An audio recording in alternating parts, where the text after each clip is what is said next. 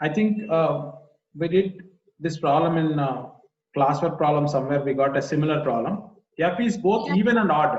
A function which is both even and odd is only f of x is equal to 0. A constant function with the constant 0 is the only function which is both even and odd. So f of x is equal to 0. That's the definition. Then automatically f of c will be 0 and f of b will be 0. The answer is 0 minus 0. The very first problem of this today's class is finding the range only. That is also a similar function. So as we discussed earlier, y method is the best method to do this kind of problems. By x square plus x plus 1, you need to write a quadratic equation in x, and for x to be a real number, you need to write the discriminant greater than or equal to 0. You'll get a quadratic polynomial in y and get the possible values of y. That will be the range. So you get this equation after simplification. So for x to be a real number, and the d should be greater than or equal to 0. D is b square minus 4ac. B is this, A is this, and C is this. So b square means y plus 1 the whole square minus 4 into y minus 1 into y minus 1 is greater than or equal to 0. Sometimes calculation, no need to do blindly, just this expanding and simplification. If you observe carefully, this is y plus 1 the whole square minus 2 times of y minus 1 the whole square. So you can use a square minus b square formula, a plus b into a minus b. So y plus 1 plus 2y minus 2 into y plus 1 minus 2y plus 2 greater than or equal to 0. So you get the factorization automatically.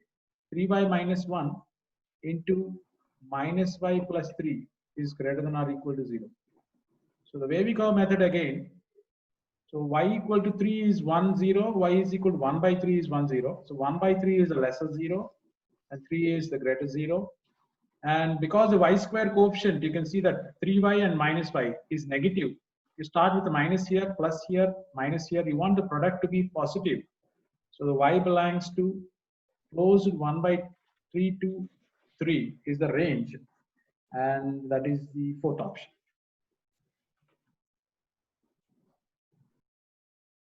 So the number of domain conditions for this is 1, 2, 3. 3 conditions. Because 3 logarithms are the 3 conditions you'll get. What is this? First log. The input for the first log should be positive. The input for the second log should be positive. The input for the third log should be positive.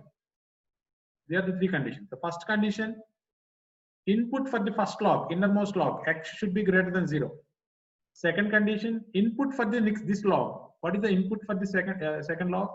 Log x base 4 itself is the input. That should be positive. And the input for the third log, that is log 3 log x base 4 should be greater than 0. These are the 3 conditions. Now how will simplify this? There is nothing to simplify in this. So to simplify this, what we do, log x base 4 is greater than 0 also should be written in terms of log. What is 0 in terms of log? Log 1.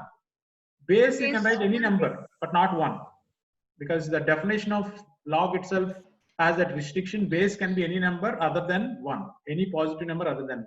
So when you have the freedom to write any number, we'll write the log 4 base there for the base 4. Yeah, 4. Very good. You write the 4. No, isn't the top thing of the 4 log 4 base 4? Log 4 base 4 is 1, not 0. Oh, sorry. Yeah. Right now, when you're removing the logarithm here, should I keep the inequality as it is or should I reverse it? Don't reverse, as it is. Very good. As it is, because the base 4 is more than 1 and log is increasing function for base more than 1. Next, coming to this. Here, log 3 log x base 4. Now, again, I should write that 0 in terms of log. Log 1. What should be my base? 3. 3. Very good. Very good. And now, again, I want to remove this log base 3. So then what should I write? The inequality between log x base 4 and 1. Greater than It or less remains than? same. Greater than. Same. Very good. Again, the reason is log base 3 is an increasing function. When you're applying or reversing the increase, and applying, removing an increasing function, the inequality remains the same. Very, very important property, useful property. And if you go for different fat books and all, what you'll find is just for this simple point, instead of remembering the simple point, you'll have some 20 formulas, 10 formulas, 15 formulas, 20 formulas. You need to remember all the 20 formulas, and for each problem, different formula you'll apply, not required. Instead of that 15, 20 formulas, you just remember this fact that log is increasing function for base more than 1. So when you're removing or applying that function, you just need to keep the inequality same. And if base is less than 1, when you're applying or removing the function, inequality should be reversed. That simple point will help us a lot. Now, again, you write x base 4. 1 can be written as log, this time tell me, what is 1? 4 base 4. Log Very 4 good. base 4. Log 4 base 4. And again, when you're removing the logarithm, should I keep the inequality same or should I reverse? Same. Same. Same. Very good. Because the base again 4 greater than 1. So now we got the 3 condition: x greater than 0, x greater than 1, x greater than 4. What is the final answer? X greater X than greater than 4. 4. So that the answer is open 4 to infinity. That is option 2. Make a note of it. That we followed y equal to 5 by 3 minus x square. So the 3 minus x square equal to 5 by y. So this time you can write x as subject in less number of steps itself. I mean 3 minus 5 by y equal to x square. You can write 3 by minus 5 by y equal to x square. Right? So because this expression is x square, this expression will be always greater than or equal to 0.